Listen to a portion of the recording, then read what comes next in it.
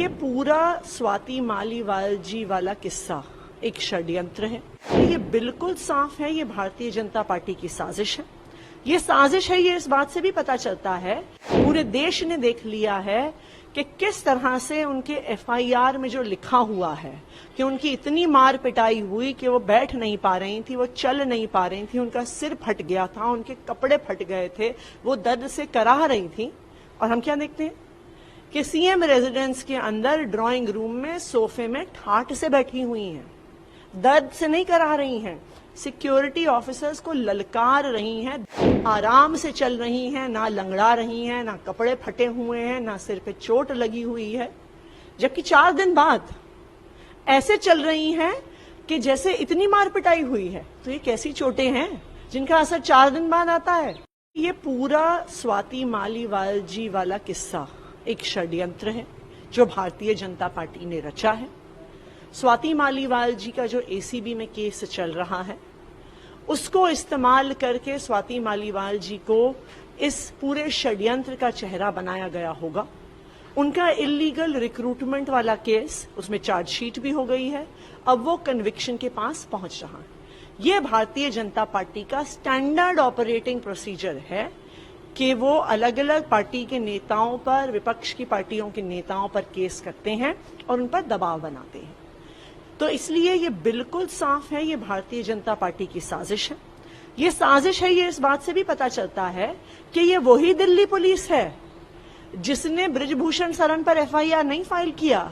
महिला रेसलर सड़कों पर बैठी रही, लेकिन जब तक कोर्ट का इंटरवेंशन नहीं हुआ तब तक एफआईआर नहीं फाइल हुआ। इसी मामले में विभव कुमार जी ने जो कंप्लेंट दी कि किस तरह से स्वाति मालीवाल जी ने ट्रेसपास किया, सीएम हाउस की सिक्योरिटी ब्रीच करी, सिक्योरिटी ऑफिसर्स के साथ धक्कम धुक्की करी, उस पर अभी तक कोई भी एफआईआर दर्ज नहीं हुई है। तो दिल्ली पुलिस भी भारतीय जनता पार्टी जो उनके आका हैं, उनके इशारे पे काम कर रही है। स्वाति मालीवाल जी खुद बताएंगी कि ऐसा भारतीय जनता पार्टी ने उनके ऊपर क्या दबाव बनाया कि वो सरासर झूठे आरोप लगा रही हैं। ये तो पूरे देश ने देख लिया है। पूरे देश ने देख लिया है कि किस तरह से उनके एफआईआर में जो लिखा हुआ है कि उनकी इतनी मार पिटाई हुई कि वो बैठ नहीं पा रही थी, वो चल नहीं पा रही थी, उनका सिर फट गया था, उनके कपड़े फट गए थे, वो दर्द से कराह रही थी। और हम क्या देखते हैं कि सीएम रेजिडेंस के अंदर ड्राइंग रूम में सोफे में ठाठ से बैठी हुई हैं, दर्द से नहीं करा रही हैं, सिक्योरिटी ऑफिसर्स को ललकार रही हैं, धमकियां दे रही हैं, कह रही हैं कि तमाशा करूंगी। विभव कुमार जी जिन पे ये आरोप लगा रही हैं कि इन्होंने हाथापाई करी मेरे साथ, उनके बारे में कोई शिकायत नहीं करती है पुलिस को, बल्कि ऊपर से उन पर अपशब्द इस्तेमाल कर रही हैं, उनको गालियां दे रही हैं। ना सिर्फ इतना, जो सीसीटीवी फुटेज है उनका सीएम रेजिडेंस से बाहर जाते हुए, वो साफ साफ दिखा रहा है आराम से चल रही हैं, ना लंगड़ा रही हैं, ना कपड़े फटे हुए हैं, ना सिर पे चोट लगी हुई है। जबकि 4 दिन बाद ऐसे चल रही हैं कि जैसे इतनी मार पिटाई हुई है। तो ये कैसी चोटें हैं जिनका असर 4 दिन बाद आता है। ये कैसी पिटाई है जिसका असर 4 दिन बाद होता है। तो स्वाति मालीवाल जी को बताना पड़ेगा कि भारतीय जनता पार्टी ने उन पर क्या दबाव बनाया है कि वो ऐसे सरासर झूठे आरोप लगा रही हैं। वो महिला जो निर्भया कांड में महिलाओं के हक की रक्षा के लिए सड़क पे बाहर निकली थी, आज ऐसे झूठे आरोप लगा रही हैं, ऐसे गलत आरोप लगा रही हैं, ऐसे बेबुनियाद आरोप लगा रही हैं। तो वो बताएंगे भारतीय जनता पार्टी ने क्या दबाव बनाया है। कल जो विभव कुमार की गिरफ्तारी हुई उसके बाद सीएम ने लिया गया, सीएम सामने आए, उन्होंने घोषणा की कि 12 बजे प्रोटेस्ट करेंगे बीजेपी हेडक्वार्टर पे। भी चुनौती थी प्रधानमंत्री को कि चाहे मंत्री को गिरफ्तार कर, आज आप इकट्ठा हो रहे 12 बजे।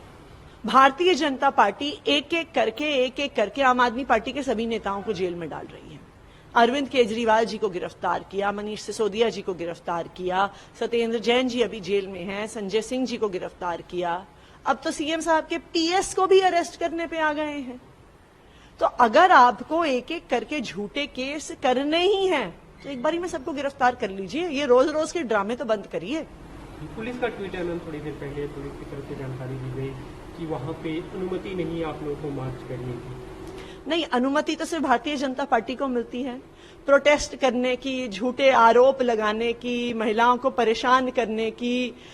हजारों महिलाओं का यौन शोषण करने की, फिर उसके बाद फरार होने की, महिला रेसलर्स के साथ दुराचार करने की, फिर भी अपने बेटे को टिकट पाने की, ये सारी परमिशन तो सिर्फ भारतीय जनता पार्टी को मिलती है।